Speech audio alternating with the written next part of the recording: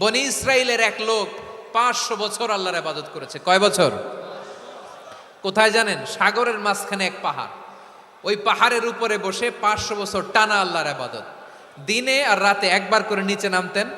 সেখানে আল্লাহ তাআলা পাথরের ভেতর থেকে তার জন্য মিঠা পানির ব্যবস্থা করে দিয়েছেন, আর একটা ডালিম গাছের ব্যবস্থা করে দিয়েছেন। সকালে নামলে একটা টসটসে ডালিম, রাতে নামলে টসটসে ডালিম। এগুলো খেয়ে খেয়ে 500 বছর সে আল্লাহর ইবাদত করেছে। আর সে আল্লাহর কাছে বলেছে, আল্লাহ আমি যখন মারা যাব সেজদারত অবস্থায় যেন মারা যাই। ঠিকই আল্লাহ সেজদারত অবস্থায় সাইয়েদনা আজরাইলকে পাঠিয়ে দিলেন। সেজদারত অবস্থায় লোকটা মারা গেল। 500 বছর ইবাদতের পরে আল্লাহর দরবারে কিয়ামতের কঠিন ময়দানে যখন লোকটা হাজির হয়ে যাবে, আল্লাহ বলবেন, আদখিলু আবদি আল জান্নাতা বিরহমাতি, আমার বান্দাকে আমার দয়া আমার ভালোবাসা দিয়ে জান্নাতে ঢুকায়া দাও। 500 বছর ইবাদত করছে তো আমার দয়ায় আমার বান্দারে জান্নাত দাও। এই বান্দা বলে, বালবি আমালি, আল্লাহ তোমার দয়া লাগবে কেন? আমি আমার আমল দিয়ে জান্নাতে যেতে চাই। কি দিয়ে? কথা বুঝে নাই বোধহয়। আল্লাহর এই বান্দা কি দিয়ে জান্নাতে ঢুকতে চায়? আমল দিয়ে। আল্লাহ বলছে, আমার দয়ায় আমার বান্দারা জান্নাতে নিয়ে যাও ফেরেশতারা। এ বলে, আল্লাহ তোমার দয়া লাগবে কেন? সেজদা তো কম দেই নাই, জিকির করতে করতে 500 বছর শেষ করে দিলাম, আবার তোমার দয়া লাগবে?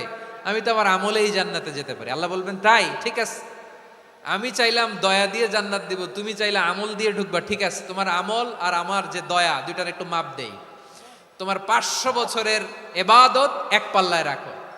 আর আল্লাহ বললেন, আমি যে দয়া করে এই দুনিয়ার নাজ নেয়ামত বিউটি সৌন্দর্য দেখার জন্য তোমার দুটা চোখ দিয়েছিলাম, দুটা নয় একটা চোখ আরেক পাল্লায় রাখো। রাখা হবে, দেখা যাবে ওই 500 বছরের ইবাদত হালকা হয়েছে, আর মুহূর্তের মধ্যে আল্লাহর দেয়া একটা চোখের নেয়ামত ভারী হয়ে গিয়েছে। আল্লাহ বলবেন, তোমার কথা মতো মাপ দেয়া হলো, এবার ফলাফল দেখো। হিসাব বলে, তুমি এখন জাহান্নামে যাবা, go to the hell fire, যাও এবার জাহান্নামে যাও। মাপ চোখে যখন আসছো আমার সাথে হিসাব ক্যালকুলেশন, যাও তুমি এবার জাহান্নামে যাবা। এবার লোকটা কাচুমাচু করে বলে, আল্লাহ আমি বুঝি নাই, আল্লাহ আমি বুঝতে পারি নাই, খেয়াল করি নাই, তুমি আমারে ক্ষমা করো, তুমি আমারে মাফ করো। ও আল্লাহ, এবার আমি টের পেয়েছি, এবার আমি বুঝতে পেরেছি, তোমার দয়া ছাড়া দুনিয়ায় কেউ জান্নাতে যেতে পারবে না, কেউ পারবে না। আল্লাহ বললেন, ওরে গোলাম, তুই তো কিছুই ছিলি না, অস্তিত্বহীনতা থেকে তোরে অস্তিত্বে আনলো কে? ওই ছোট্ট শুক্রাণু থেকে মায়ের পেটে 9 মাস তোরে খাবার দিয়েছে কে? আবার সুস্থতার সাথে দুনিয়ার বুকে তোরে ডেলিভারির ব্যবস্থা করে দিল কে? আবার তোর মায়ের বুকের ভেতরে 2টা খাবারের লাইনের ব্যবস্থা করে দিল কে? আবার তোকে শৈশব পেরিয়ে কৈশোর পেরিয়ে তারুণ্য, তারপরে যৌবন, এগুলো দান করলো কে? তার চেয়ে বড় কথা, পাহাড়ের মাঝখানে সাগরের মাঝখানে 500 বছর ইবাদত করার শক্তি তোর গায়ে দিয়েছে কে? এই সাগরের মধ্যে লোনা পানি, লবণের পানি মুখে দেয়া যায় না, সেখান থেকে আমি পাহাড়ের ভেতর থেকে মিঠা পানির ব্যবস্থা করে দিলাম। ওই জায়গায় তোরে রিজিকের বন্দোবস্ত করলো কে? সকাল বিকাল 2 বেলা টসটসে ডালিম খাওয়ার ব্যবস্থা করে দিল কে? তোর আবদার ছিল, আল্লাহ আপনি আমারে সেজদারত অবস্থায় রুহু কবজ করবেন, তোর শেষ আবদারটাও পূরণ করেছে কে? ও গোলাম, আমার রহমতের তুলনায়, আমার নেয়ামতের তুলনায় তোর 500 বছরের ইবাদতের কোনো ওজনই হবে না। গোটা বিশ্বের কেউ কোনোদিন আমার জান্নাতে ঢুকতে পারবে না আমি আল্লাহর দয়া ছাড়া। হুয়ার রহমানুর রহিম, তিনি দয়াময়, তিনি মেহেরবান। জিব্রাইল আলাইহিস সালাম বিশ্বনবীর এই লম্বা হাদিসটা যখন শোনালেন, আমি যা যা বলছি এটা বিশাল এক হাদিসের অনুবাদ। বললেন, ইয়া মুহাম্মদ, এই দুনিয়ার সবটাই চলে আল্লাহর রহমত দিয়ে। হাদিসের শেষ কথা, সব চলে আল্লাহর কি দিয়ে? তখন বিশ্বনবী সাহাবাদের বললেন, ও সাহাবারা শোনো, আল্লাহর জান্নাতে কেউ কোনোদিন প্রবেশ করতে পারবে না তার রহমত ছাড়া। সাহাবারা বললেন, ইয়া রাসূলুল্লাহ, আপনিও না, আপনিও কি আল্লাহর রহমত ছাড়া প্রবেশ করতে পারবেন না? বিশ্বনবী বললেন, না আমিও না, আমি বিশ্বনবীও আল্লাহর জান্নাতে আল্লাহর রহমত ছাড়া ঢুকতে পারবে না। তবে কিয়ামতের দিন আল্লাহর রহমত আমার চারদিকে বেষ্টনী দিয়ে থাকবে। আল্লাহ নিজের পরিচয় দিয়ে বললেন, আলিমুল গায়বি ওয়াশ শাহাদাতি হুয়ার রহমানুর রহিম, আমি হলাম রহমান, আমি রাহিম। আল্লাহরে চিনছেন? ও বারোখালীর ভাইয়েরা, আপনার রবকে চিনতে পারতেছেন? তিনি দয়ার সাগর, তিনি মায়ার সাগর। তার দয়ার সাগর যে কত বড় আপনার কল্পনাতেও নাই। এজন্য আপনার পাপ যত বড় হোক, অন্যায় যত বড় হোক, অপরাধ যত বড় হোক, আপনার জুলুম যত বড় হোক, আল্লাহর রহমান নামের দরিয়া তার চাইতেও বড়। আল্লাহ বলেন, খুলিয়া ইবাদিয়াল্লাযীনা আসরাফু আলা আনফুসিহিম লা তাকনাতু মির রাহমাতিল্লাহ ইন্নাল্লাহা ইয়াগফিরুয যুনুবা জামিআ ইন্নাহু হুয়াল গফুরুর রহিম। ও আমার গুনাহগার বান্দারা শোনো, জুলুম করেছো, ভুল করেছো, অন্যায় করেছো, আল্লাহর রহমত থেকে নিরাশ হয়ো না। আমরা বিশ্বাসীরা কশিনকালেও আল্লাহর রহমত থেকে নিরাশ হব না, ঠিক কিনা বলেন? আল্লাহর রহমত থেকে নিরাশ হবেন? ভুল করে ফেলছেন, আরে ভুল তো সবাই করে। পাপ হয়েছে, আরে পাপ তো সবার আছে, আমরা সবাই পাপী, সবাই পাপী। যত পাপ হোক, ভুল হোক, অন্যায় হোক, অনুতপ্ত হয়ে তওবা করে, অজু করে, জায়নামাজটা বিছিয়ে সেজদা দিয়ে চোখের পানি ছাড়েন। চোখের বেয়ে পড়া পানি আল্লাহর কাছে যে কত প্রিয়। অনুতপ্ত বান্দার চোখের পানির ফোঁটা তার চোখ বেয়ে, নাকের ডগা বেয়ে জমিনে ড্রপ করার আগেই আল্লাহর ওই বান্দার সব গুনাহ মাফ করে দেয়। আল্লাহ বললেন, আমি রহমানুর রহিম, আমি দয়াময়, আমি মেহেরবান। এরপর আল্লাহ বললেন, হুয়াল্লাহুল্লাযী লা ইলাহা ইল্লা হুয়াল মালিকুল কুদ্দুসুস সালামুল মুমিন। ওয়াল্লাহুল্লাযী, তিনি এমন আল্লাহ, লা ইলাহা ইল্লাহু, তিনি ছাড়া কোনো ইলাহ নাই। আল মালিক, তিনি হলেন আল মালিক। দুইটা শেষ, আর রহমান আর রাহিম শেষ। এবার আল্লাহ 3 নম্বর গুণবাচক নামের পরিচয় দিচ্ছেন। আল্লাহ বলছেন, আমি হচ্ছি আল মালিক। আমি কি? মানে সম্রাট। আল মালিক মানে হচ্ছে the king, the king of kings. সব রাজার বড় রাজা, মহারাজা। তার চেয়ে বড় রাজা আর কেউ নাই, তার চেয়ে বড় সম্রাট আর কেউ নাই, তার চেয়ে বড় ক্ষমতাধর সত্তা মহাবিশ্বে দ্বিতীয় কেউ নাই। চিৎকার করে বলেন ঠিক কিনা? তিনি আল মালিক। আল মালিক মানে ক্ষমতাধর, ক্ষমতার মালিক, রাজা ধীরাজ বাদশাহ। তার ক্ষমতা আর আমাদের ক্ষমতা একরকম নাকি? হ্যাঁ, আমাদের দুনিয়াতে ক্ষমতা অস্থায়ী ক্ষমতা, ঠিক কিনা বলেন? আইজ আছে কাল নাই, এরকম না ক্ষমতা? আল্লাহর ক্ষমতাও তো এরকম না, আইজ আছে কাল নাই এরকম। দুনিয়াতে দেখবেন কোন দেশের প্রেসিডেন্টের 4 বছরের ক্ষমতার মেয়াদ, কোন দেশে 5 বছরের। আল্লাহর কয় বছরের? 10 বছরের নাকি 20 বছর, 100 বছর। আল্লাহর ক্ষমতার মেয়াদ কতদিন বলেন? বুঝে থাকলে বলেন তো। চিরকাল তার ক্ষমতার মেয়াদ। চিল্লায় বলেন ঠিক কিনা? নিরঙ্কুশ ক্ষমতা, একচ্ছত্র ক্ষমতা বলতে যা বুঝায়, এই ক্ষমতা একমাত্র আল্লাহরই আছে। আমাদের ক্ষমতার জন্য আমরা ডিপেন্ড করতে হয়, ওর ডিপেন্ড লাগে, ওই জনমত নেওয়া লাগে, ওই জনগণের কাছে যাওয়া লাগে, ভোট চাওয়া লাগে। এরা ভোট দিলে এরপরে আমরা আসবো, ঠিক কিনা? আবার জনগণ না চাইলে আমরা নাই। আল্লাহর ক্ষমতা কি এরকম? হ্যাঁ। আবার দেখবেন দুনিয়াতে ক্ষমতায় যাওয়ার জন্য জোট করা লাগে। জোট, জোটের রাজনীতি আছে না নাই? জোট হয়, শরিক হয়, এই হয়, সেই হয়, নানাভাবে দুনিয়াতে ক্ষমতায় আসতে হয়। আল্লাহ বলে, আমার ক্ষমতার জন্য কারো উপর বিন্দু পরিমাণ আমার ডিপেন্ড করা লাগে না। সৃষ্টি শুরু থেকে আমি ক্ষমতার চেয়ারে বসা, মহাবিশ্বের শেষ পর্যন্ত, সীমাহীন ভবিষ্যৎ পর্যন্ত আমি ক্ষমতার চেয়ারে থাকবো। আমি হলাম আল মালিক। আমার ক্ষমতার কোনো কমতি নাই, কোনো ঘাটতি নাই। কেউ আমার ক্ষমতা থেকে নামাতে পারবে না। পারা যাবে? এই যে আমরা ফ্যাসিস্ট সরকারের যে আপনারা নামাই দিছেন গণ অভ্যুত্থান করে, মনে আছে? 5ই আগস্টের কথা ভুলে গেছেন এত তাড়াতাড়ি? মনে আছে? আছে। তা আমরা সবাই মিলে যদি একটা গণ অভ্যুত্থান করি, তাইলেই তো আল্লাহর ক্ষমতার চেয়ার থেকে নামায় ফেলানো যায়। হ্যাঁ, যাবে না?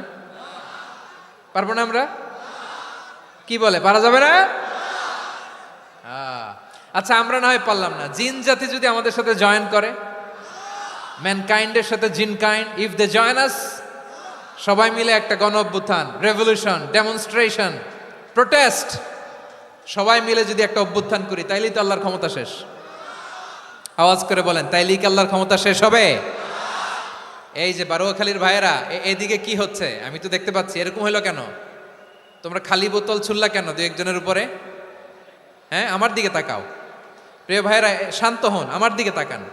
আর অল্প কয়েক মিনিট আমার দিকে তাকান, কেউ কিছু ছুঁড়ে মারবেন না কারো দিকে, মেহরবানি করে আমার দিকে তাকান। তাহলে আমরা সবাই মিলে একটা গণ অভ্যুত্থান যদি করি, আল্লাহর ক্ষমতা থেকে নামানো যাবে। আল্লাহ বলেন না, আমি হলাম আল মালিক, আসল ক্ষমতার মালিক, the king of kings, the owner of ultimate power, the owner of ultimate authority, the owner of ultimate sovereignty. নিরঙ্কুশ একচ্ছত্র ক্ষমতার মালিক হচ্ছি আমি আল্লাহ। আল্লাহ তাআলা সূরা মুলকের শুরুতে বলছেন, তাবারাকাল্লাযী বিয়াদিহিল মুলকু ওয়া হুয়া আলা কুল্লি শাইইন কাদির। মহিমান্বিত সত্তা, যার হাতে ক্ষমতা, তিনি যা চান তাই করতে পারেন। আওয়াজ করে বলেন তো তিনি কে? আবার আল্লাহ বলেন, কুলিল্লাহুম্মা মালিকাল মুলকি তুতিল মুলকা মান তাশাউ ওয়া তানজিউল মুলকা মিম্মান তাশা ওয়া তুইজ্জু মান তাশাউ ওয়া তুযিল্লু মান তাশাউ বিয়াদিকাল খায়র ইন্নাকা আলা কুল্লি শাইইন কাদির। আল্লাহু আকবার। এ নবী, আপনি বলুন, আল্লাহুম্মা মালিকাল মুলক, আল্লাহ আপনি ক্ষমতার মালিক। তুতিল মুলকা মান তাশা, যাকে চান তারে ক্ষমতার চেয়ারে বসান। ওয়া তানজিউল মুলকা মিম্মান তাশা, যাকে চান তাকে ক্ষমতার চেয়ার থেকে ছুঁড়ে ফেলে দেন। তিনি কে? ক্ষমতার চেয়ারে বসায় কে? আবার মনে চাইলে আস্থা করে ছুঁড়ে নিক্ষেপ করেন, তিনি কে? আবার আল্লাহ বললেন, ওয়ালাম ইয়াকুল্লাহু শারীকুন ফিল মুলকি, আমার ক্ষমতায় কোনো শরিক নাই, কোনো জোট নাই, কোনো পার্টনার নাই, কোনো অংশীদার নাই। আবার আমি চলে গেলে আমার ক্ষমতার দাবিদারও কেউ নাই। আল্লাহু আকবার। এই দুনিয়াতে রাজা মারা গেলে পরে রাজা কে হয়?